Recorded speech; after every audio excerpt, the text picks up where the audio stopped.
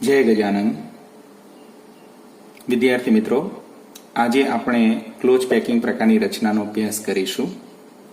તો સૌપ્રથમ close packing form. Close packing ફોર્મમાં પ્રથમ પ્રકાર એક પરિમાણીય ક્લોઝ પેકિંગ પ્રકારની રચના. એક પરિમાણીય ક્લોઝ પેકિંગ રચના. તેમાં ફક્ત એક જ પ્રકાર પડે છે. એક જ પ્રકાર. મિત્રો ખાસ યાદ રાખજો, એક પરિમાણીય ક્લોઝ પેકિંગ પ્રકારની રચનામાં ફક્ત એક જ પ્રકાર પડશે. જ્યારે આપણે એકની જગ્યાએ બે લખીશું, એટલે કે દ્વિપરિમાણીય ક્લોઝ પેકિંગ પ્રકારની રચના લખીશું, તે વખતે બે પ્રકાર આવશે, જે પછી શીખવાના છીએ. ત્રિપરિમાણીય ક્લોઝ પેકિંગ પ્રકારની રચનામાં પાછા 3 પ્રકાર પડશે, એ આપણે પછી જોઈશું. સૌપ્રથમ આપણે એક પરિમાણીય ક્લોઝ પેકિંગ પ્રકારની રચનામાં ફક્ત એક જ પ્રકાર પડે છે ની વાત કરીએ. ધારો કે અહીં આપણી પાસે આ એક સમાન કદના પરમાણુઓ કે જેને આપણે ગોલીએ લઈએ છીએ તે આ રીતે ગોઠવીએ તો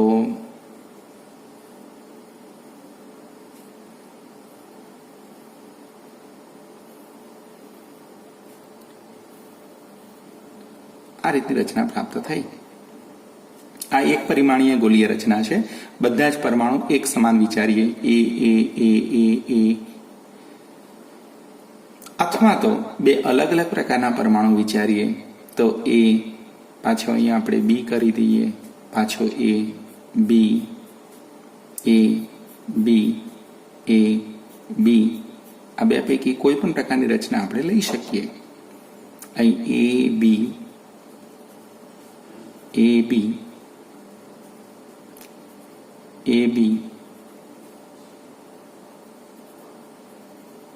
પ્રકારની રચના લીધી. ધારો કે તમે આ રીતની રચના પણ લઈ શકો છો. ફક્ત એ ટાઈપના જ પરમાણુ ગોઠવેલા હોય.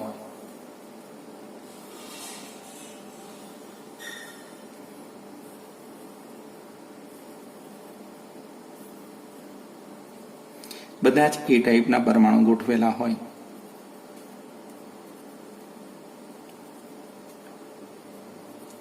આ એક પરિમાણીય રચના છે. એક પરિમાણીય રચનાની અંદર કોઈ એક પરમાણુની આસપાસ અડકીને બે પરમાણુ ગોઠવાયેલા હોવાને કારણે તેનો સવર્ગાંક 2 થશે. એ જ રીતે આ એક પરમાણુ છે, એની આસપાસ બે પરમાણુ અડકીને ગોઠવાયેલા છે માટે તેનો સવર્ગાંક પણ 2 પ્રાપ્ત થશે. સવર્ગાંક 2. એક પરિમાણીય ક્લોઝ પેકિંગ પ્રકારની રચના રેખીય ગણી શકાય. પરમાણુ એ ટાઈપના પરમાણુ છે. મિત્રો, આ એક પરમાણુની આસપાસ અડકીને બે પરમાણુ ગોઠવાયા છે, સવર્ગાંક 2 પ્રાપ્ત થશે. આ એક પરિમાણીય ક્લોઝ પેકિંગ પ્રકારની રચના છે. આપણે જોઈ શકીએ છીએ એક પરિમાણીય ક્લોઝ પેકિંગ પ્રકારની રચના. હવે આપણે આ એક પરિમાણીય ક્લોઝ પેકિંગ પ્રકારની રચનામાંથી દ્વિપરિમાણીય ક્લોઝ પેકિંગ પ્રકારની રચના બનાવવાના છીએ. તો એમાં બે અલગ અલગ પ્રકાર પડી શકશે. તો નંબર 1, ચોરસ ક્લોઝ પેકિંગ પ્રકારની રચના. મિત્રો, અહીં આપણે દ્વિપરિમાણીય રચના જોઈ રહ્યા છીએ. તો આ દ્વિપરિમાણીય રચનાની અંદર ચોરસ ક્લોઝ પેકિંગ પ્રકારની રચના પ્રાપ્ત થઈ. અહીં આપણે એક્સ અક્ષ અને આ વાય અક્ષ લઈએ તો XY સમતલની અંદર પરમાણુ ગોઠવાયેલા છે અને XY સમતલની અંદર આ X અક્ષ, આ Y અક્ષ, એક પરમાણુ પર બીજો પરમાણુ, ત્રીજો, ચોથો, પાંચમો થપ્પીબંધ રીતે ગોઠવી દીધેલો છે અને પરિણામે આપણને આ દ્વિપરિમાણીય ક્લોઝ પેકિંગ પ્રકારની રચના, જેને આપણે ચોરસ ક્લોઝ પેકિંગ પ્રકારની રચના તરીકે પણ ઓળખાવી શકીએ છીએ. મિત્રો, અહીં નીચેની જે એક રેખીય રચના છે, બિલકુલ એમાં જે પરમાણુ ગોઠવાયેલા હતા એની ઉપર જ આ પરમાણુ ગોઠવાઈને આખી રચના બનેલી છે। હવે કેન્દ્રમાંનો કોઈ એક પરમાણુ આપણે વિચારીએ, ધારો કે આ કેન્દ્રનો પરમાણુ વિચારીએ તો એની આજુબાજુ અડકીને 4 પરમાણુ ગોઠવાયેલા છે। આ ચારે ચારના કેન્દ્રોને આપણે જોડી દઈએ તો આપણને ચોરસ ક્લોઝ પેકિંગ પ્રકારની રચના પ્રાપ્ત થઈ શકે છે।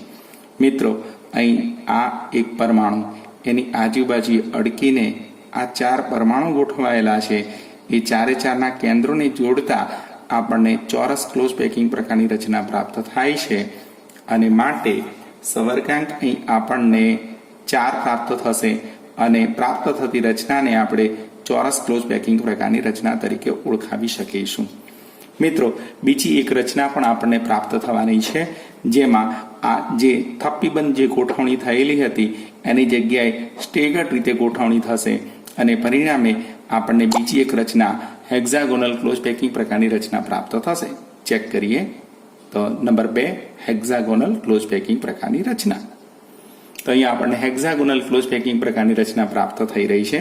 મિત્રો, ધ્યાન રાખશો, કોઈ એક પરમાણુ, પહેલા તો સૌપ્રથમ આપણે રચના જોઈએ તો આ એ ટાઈપની રચના હતી, એની ઉપર થપ્પીબંધ રીતે પરમાણુ ગોઠવવાને બદલે એ ટાઈપની રચનાની અંદર 2 ગોળાઓ જ્યારે અડકીને ગોઠવાયેલા હોય ત્યારે તેમની વચ્ચે જે ખાડો પડે છે તેની અંદર બીજી રેખીય રચનાનો પરમાણુ ગોઠવાયેલો છે। અહીં આપણે જોઈ શકીએ છીએ કે આ 2 પરમાણુની વચ્ચે આ પરમાણુ અહીં આવી જતાની સાથે આ પરમાણુ પણ સહેજ આગળ ખસીને આ ખાડાની અંદર ગોઠવાઈ ગયો। એ જ રીતે ત્રીજી રેખીય રચના આપણે ચકાસીએ તો બીજી રેખીય રચનાની અંદર જે ખાડો પડતો હતો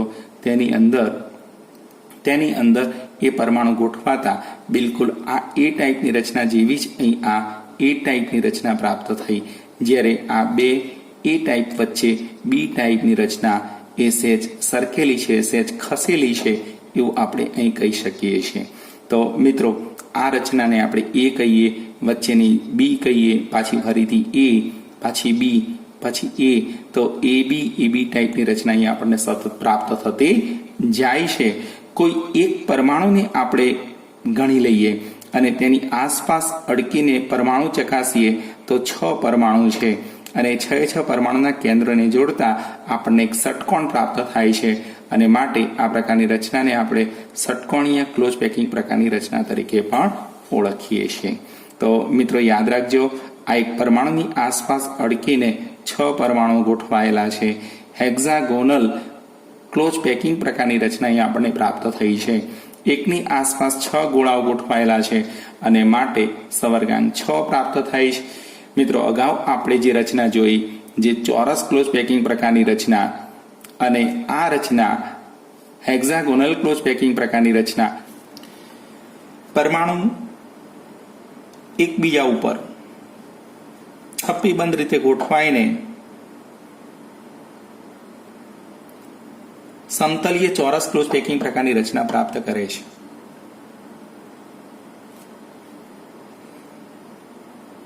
કોઈ એક પરમાણુની આસપાસ અડકીને ટોટલ 4 પરમાણુ ગોઠવાયેલા હોય છે અને માટે તેનો સવર્ગાંક 4 થાય છે। અડકીને ગોઠવાયેલા પરમાણુના કેન્દ્રોને જોડતા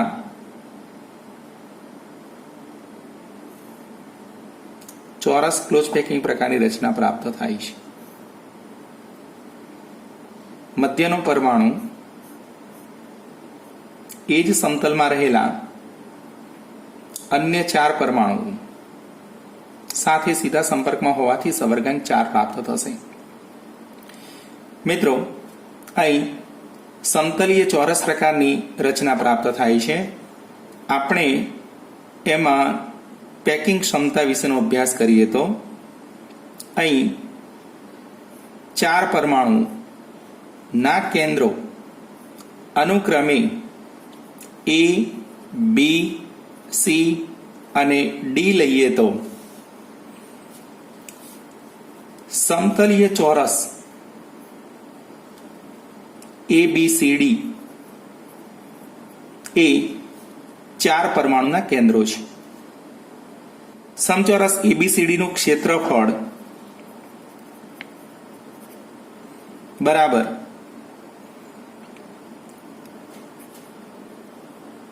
AB સ્ક્વેર કારણ કે અહીંયા AB is equal two BC is equal two CD is equal two AD છે. માટે સમચોરસ ABCD નું ક્ષેત્રફળ બરાબર AB square is equal two BC square is equal two CD square is equal two AD square લખી શકાય. અહીં AB is equal two ધારની લંબાઈ ગણતરીમાં લઈએ તો AB square is equal two A square લખી શકાશે.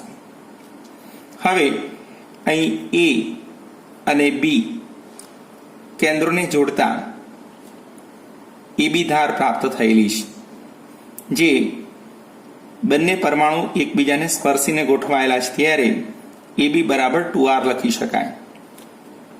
અહીં AB બરાબર 2R છે અને માટે સમચોરસ ABCD નું ક્ષેત્રફળ બરાબર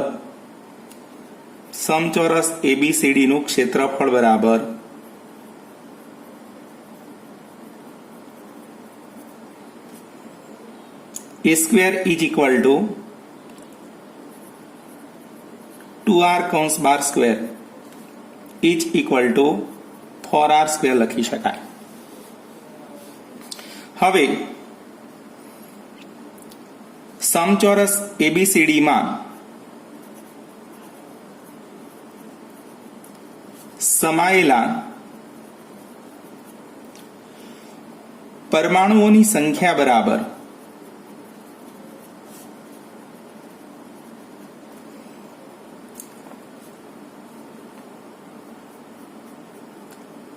એક, બે, 3 અને 4 ખૂણા ઉપરથી 1/4 લેખે 1 પરમાણુ પ્રાપ્ત થશે.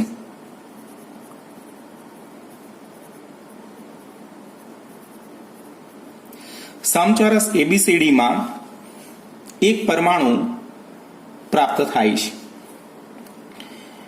હવે એક પરમાણુ નું ક્ષેત્રફળ ઇઝ ઇક્વલ ટુ πr² લખી શકાય. પેકિંગ ક્ષમતા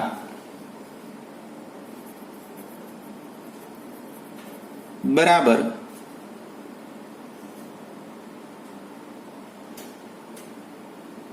પરમાણુ નું ક્ષેત્રફળ છેદમાં સમચોરસ ABCD નું ક્ષેત્રફળ.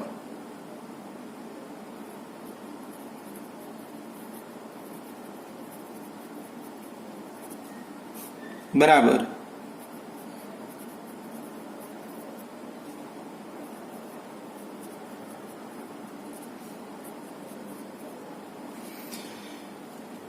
હવે પરમાણુનું ક્ષેત્રફળ πr² છે અને સમચોરસ ABCD નું ક્ષેત્રફળ 4R² છે. ગુણાકારમાં 100. R² દૂર થતા π/4 into 100 પ્રાપ્ત થશે. હવે પાઈ is equal to 3.14 into 100/4 is equal to 314/4 is equal two 7 ગુણાકારમાં 4 એટલે 28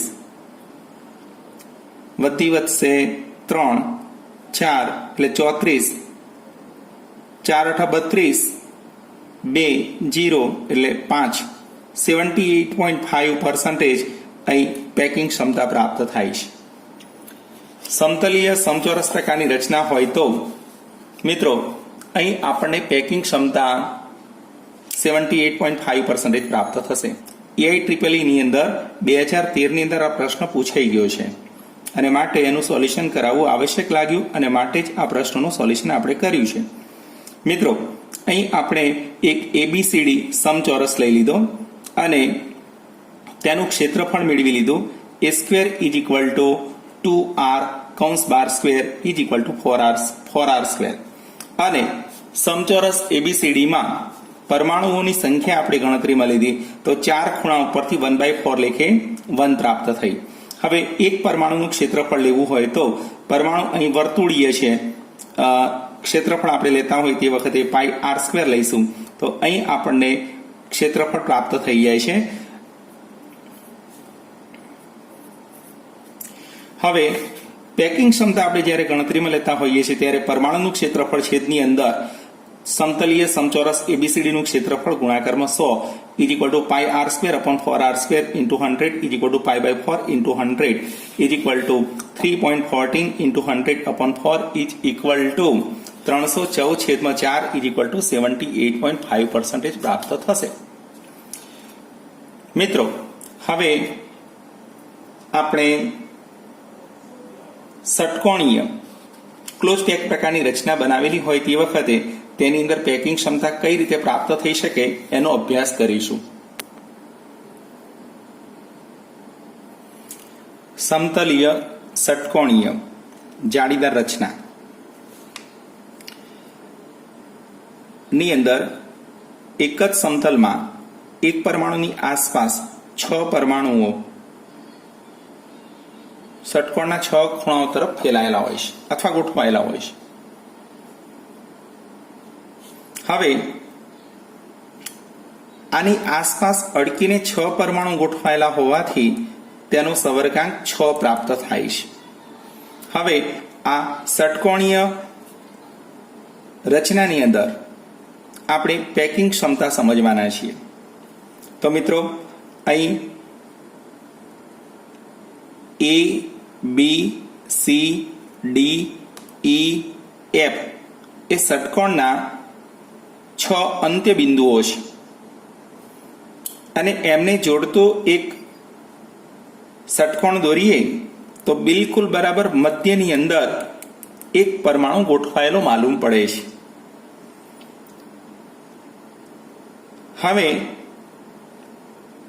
આપણે જ્યારે અહીં પેકિંગ ક્ષમતાની ગણતરી કરીશું ત્યારે ષટકોણની અંદર રહેલા પરમાણુની સંખ્યા આપણે ગણતરીમાં લેવી પડશે. તો એવા સંજોગોની અંદર અહીં આપણે ષટકોણ દોરીએ તો દરેક ખૂણા ઉપરથી આપણને 1/3 હિસ્સો પ્રાપ્ત થતો જાય. 1/3 હિસ્સો ગુણાકારમાં એવા ટોટલ 6 પરમાણુ અને પરિણામે 6 into 1/3 ઇઝ ઇક્વલ ટુ 2 તેમજ એક કેન્દ્રસ્થ પરમાણુ પણ ઉપલબ્ધ હોય. પરિણામે એક કેન્દ્રસ્થ તેમજ 6 ખૂણા ઉપરથી 1/3 into 6 ઇઝ ઇક્વલ ટુ 2 લેખે 1 + 2 ઇઝ ઇક્વલ ટુ 3 પરમાણુ પ્રાપ્ત થશે. સમતલીય ષટકોણીય રચનામાં પેકિંગ ક્ષમતા નો અભ્યાસ કરીએ. સમતલીય ષટકોણીય રચનામાં પેકિંગ ક્ષમતા સમજવા માટે આપણે એક જ સમતલની અંદર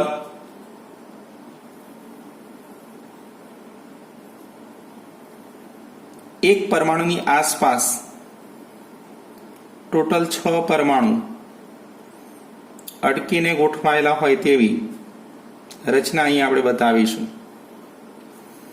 મિત્રો આ કેન્દ્રસ્થ પરમાણુની આસપાસ ટોટલ 6 પરમાણુ ગોઠવાયેલા છે. એ દરેકના કેન્દ્રોને આપણે જોડી દઈએ તો ષટકોણ જેવી રચના પ્રાપ્ત થાય છે. અહીં ષટકોણ A, B, C, D, E, F લઈએ તો ષટકોણના કેન્દ્રની અંદર એક પરમાણુ આપણને માલુમ પડશે અને તેની આજુબાજુએ 6 પરમાણુ અટકીને ગોઠવાયેલા હોવાથી સવર્ગાંક 6 પ્રાપ્ત થશે. મિત્રો અહીં આપણે સમતલીય ષટકોણીય રચનામાં પેકિંગ ક્ષમતા સમજવા જઈ રહ્યા છીએ ત્યારે મધ્યનો જે પરમાણુ એના કેન્દ્રને આપણે O તરીકે ગણતરીમાં લઈ લઈએ અને એને A સાથે જોડી દઈએ તેમજ B સાથે જોડી દઈએ તો આપણને એક ત્રિકોણ પ્રાપ્ત થશે. ત્રિકોણ ABO. હવે આવા આપણી પાસે ટોટલ 6 ત્રિકોણો પ્રાપ્ત થઈ શકે છે. 6 ત્રિકોણ BOC, ત્રિકોણ CDO, ત્રિકોણ EDO ત્રિકોણ FEO ત્રિકોણ AFO આવા ટોટલ 6 ત્રિકોણ અહીં આપણને પ્રાપ્ત થશે. હવે સમતલીય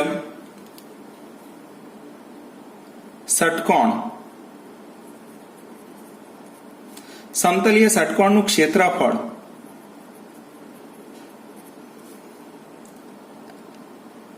પ્રાપ્ત કરવું છે, જે એકમ કોષ તરીકે અહીં ગણતરીમાં લેવાયેલું છે.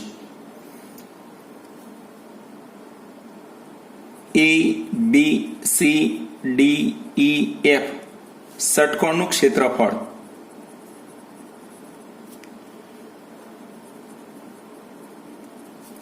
મેળવવા માટે આપણે ત્રિકોણ ABO નું ક્ષેત્રફળ ગણતરીમાં લઈશું.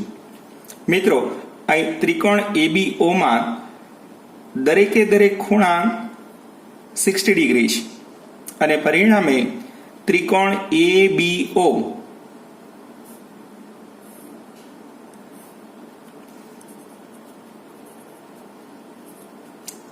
સમબાજુ ત્રિકોણ છે. સમકોણ ત્રિકોણ એટલે જ સમબાજુ ત્રિકોણ. એવા સંજોગોની અંદર ત્રિકોણ ABO નું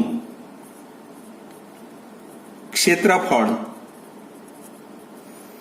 બરાબર √3/4 ઇન્ટુ સાઈડ નો વર્ગ આ સૂત્રની મદદથી શોધી શકાય છે. અહીં સાઈડ તરીકે આપણે AB લઈએ તો AB તરીકે આપણને 2R પ્રાપ્ત થાય છે. અહીં આધાર અહીં સ્પર્શે છે તે વખતે આની ત્રિજ્યા R હોય, અહીં પણ ત્રિજ્યા R હોય. એ જ રીતે આ ત્રિજ્યા R છે, અહીં પણ R બતાવેલી છે. તો અહીં દરેકે દરેક ધાર AB હોય કે પછી OA હોય કે પછી OB હોય, દરેકે દરેક ધારની લંબાઈ એટલે કે દરેકે દરેક સાઈડની લંબાઈ એ 2R છે અને માટે અહીં ક્ષેત્રફળ √3/4 ઇન્ટુ 2R સ્ક્વેર લખી શકાય. હવે √3/4 into 4R square is equal two √3R square. અહીં ત્રિકોણ ABO નું ક્ષેત્રફળ પ્રાપ્ત થયું. મિત્રો, અહીં આપણે ષટકોણનું ક્ષેત્રફળ જ્યારે ગણતરીમાં લેવાના છીએ તે વખતે આવા ટોટલ 6 ષટકોણ આપણને પ્રાપ્ત થાય છે અને દરેકે દરેકના ક્ષેત્રફળનો આપણે સમન્વય કરીને ષટકોણનું ક્ષેત્રફળ મેળવી શકીએ છીએ. અને માટે ફરીથી હું અહીંયા લખું છું કે ષટકોણ ABCDEF ષટકોણ ABCDEF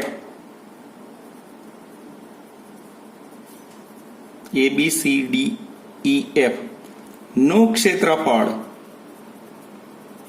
બરાબર 6 ઇન્ટુ ત્રિકોણ ABO નું ક્ષેત્રફળ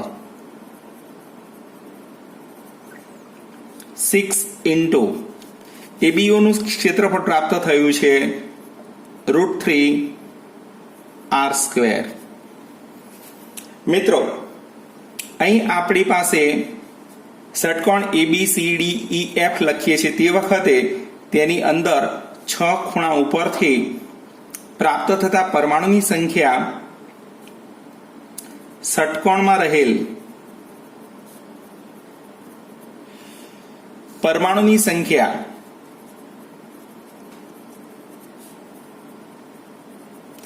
ષટકોણમાં રહેલ પરમાણુની સંખ્યા બરાબર 6 ખૂણા ઉપરથી 1/3 લેખે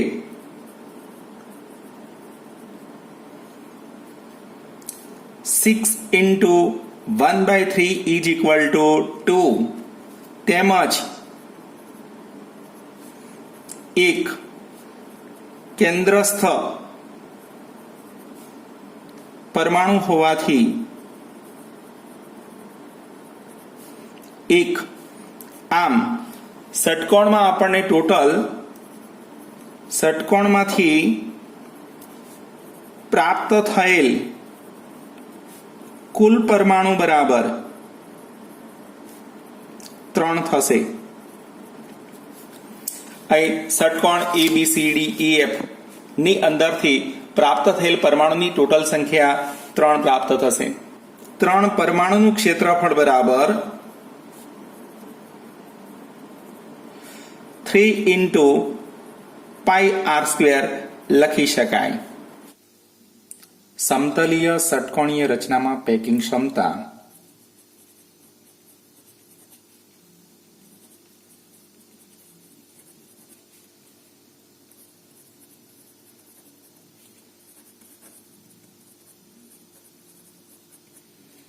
બરાબર ષટકોણ ABCDEF માં રહેલ પરમાણુઓનું ક્ષેત્રફળ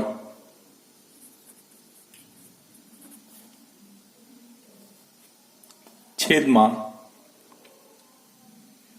ષટકોણ નું ક્ષેત્રફળ ગુણાકારમાં 100 is equal to 3 into pi r² into 100 upon 6 into √3 r². r² ગયા 3 2 जा 6 માટે pi/2 √3 into 100 is equal to 91%. અહીં સમતલીય ષટકોણીય જાળીદાર રચનાની અંદર પેકિંગ ક્ષમતા 91% પ્રાપ્ત થશે.